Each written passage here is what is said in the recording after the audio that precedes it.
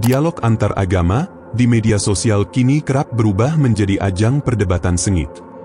Di situs web berbagi video, kita bisa menemukan potongan video berisi saling sanggah dan adu argumentasi satu dengan yang lainnya. Namun tidak sedikit juga orang Kristen yang terbawa emosi, atau justru mundur karena merasa tak siap menjawab pertanyaan seputar iman yang sulit. Lalu, adakah tokoh dalam Alkitab yang bisa menjadi teladan menghadapi situasi seperti ini? Jawabannya, ada. Salah satunya adalah Apolos.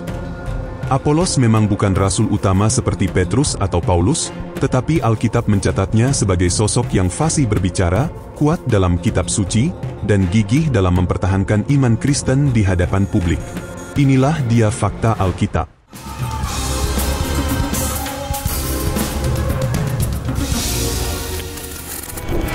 Apolos adalah seorang Yahudi kelahiran Alexandria, kota kosmopolitan di Mesir yang terkenal sebagai pusat pendidikan dan filsafat pada zaman itu.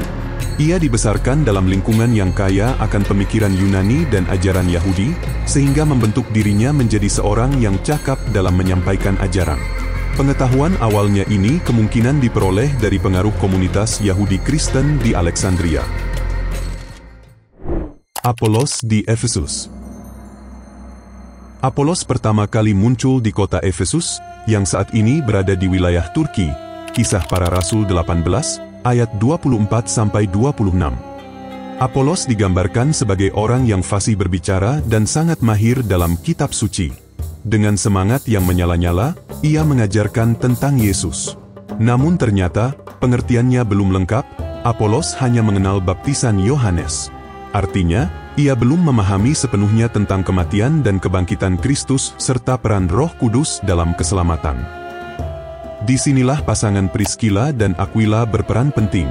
Mereka tidak mengoreksinya di depan umum, melainkan mengundangnya secara pribadi untuk menjelaskan jalan Tuhan dengan lebih akurat.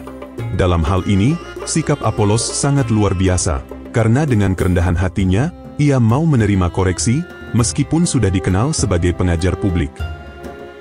Apolos mengajarkan bahwa semangat pelayanan saja tidak cukup tanpa pengertian yang benar.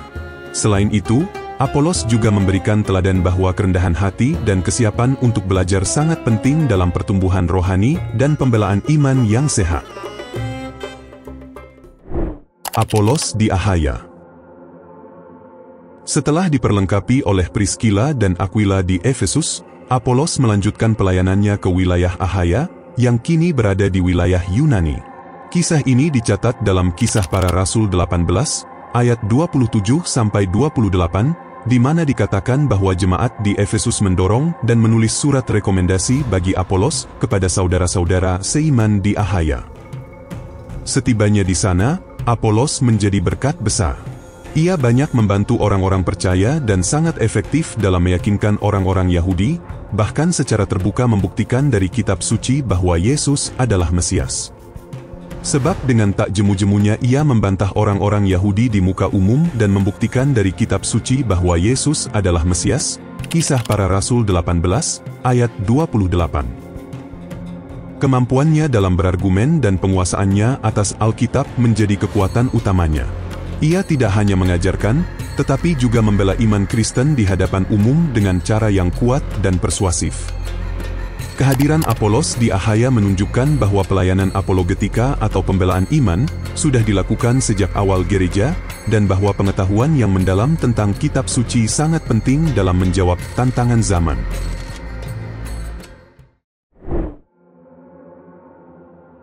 Apolos dan Jemaat Korintus. Kehadiran Apolos di Jemaat Korintus sempat menjadi pusat perhatian karena sebagian jemaat mulai membanding-bandingkan pemimpin rohani mereka. Ada yang berkata, "Aku dari Paulus," yang lain berkata, "Aku dari Apolos," dan bahkan ada yang mengaku dari kelompok Petrus. 1 Korintus 1, ayat 12. Perselisihan ini memunculkan fraksi-fraksi yang membahayakan kesatuan jemaat. Namun Paulus segera menegaskan bahwa baik dirinya maupun Apolos hanyalah pelayan-pelayan Allah yang bekerja sesuai tugas yang diberikan Tuhan. Ia berkata, "Aku menanam, Apolos menyiram, tetapi Allah yang memberi pertumbuhan." 1 Korintus 3, ayat 6. Dengan kerendahan hati, Apolos tidak pernah mengklaim kehormatan atau otoritas pribadi. Ia melayani dalam semangat melengkapi, bukan bersaing. Sikap ini menjadi pelajaran penting bagi gereja masa kini, bahwa para pelayan Tuhan seharusnya saling memperkuat, bukan saling membandingkan, dan bahwa kemuliaan hanya bagi Tuhan yang memberi pertumbuhan rohani dalam jemaat. Pertanggungjawaban iman melalui dialog. Dalam dunia digital yang penuh hiruk-pikuk, di mana dialog lintas iman sering berubah menjadi perdebatan terbuka, orang Kristen dipanggil bukan hanya untuk berani bersuara, tetapi juga untuk berbicara dengan kasih dan pengertian serta penuh tanggung jawab akan imannya. Perdebatan dan diskusi yang dipimpin oleh hikmat dan kasih dalam membantu membongkar kesalahpahaman, menjawab keraguan, dan mengarahkan orang lain kepada kebenaran Allah. Dengan berdialog, orang Kristen dapat menunjukkan relevansi dan kekuatan Injil dalam menghadapi berbagai pandangan dunia yang berbeda, sekaligus memperdalam pemahaman mereka sendiri tentang keyakinan mereka. Selain itu, perdebatan yang sehat mendorong umat Kristen untuk semakin mendalami firman Tuhan dan memperkuat fondasi iman mereka. Seperti yang dikatakan dalam 1 Petrus 3, ayat 15, setiap orang percaya harus, siap sedialah pada segala waktu untuk memberi pertanggungan jawab tentang pengharapan mereka. Ini tidak hanya melindungi gereja dari ajaran sesat, tetapi juga memberdayakan orang percaya untuk menjadi saksi yang efektif di tengah masyarakat yang pluralis, sambil tetap berpegang teguh pada kebenaran Alkitab. Kisah Apolos menunjukkan bahwa keberanian membela iman harus disertai dengan kerendahan hati, pemahaman yang mendalam tentang kitab suci, dan sikap kasih dalam berdialog.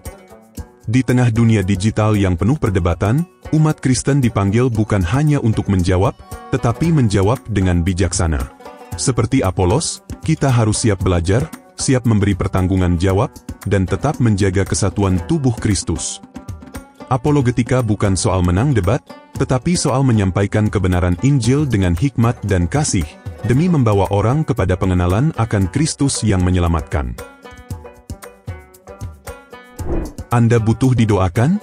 CBN memiliki layanan doa yang siap dalam 24 jam untuk melayani dan berdoa untuk Anda. Mari hubungi layanan doa CBN di nomor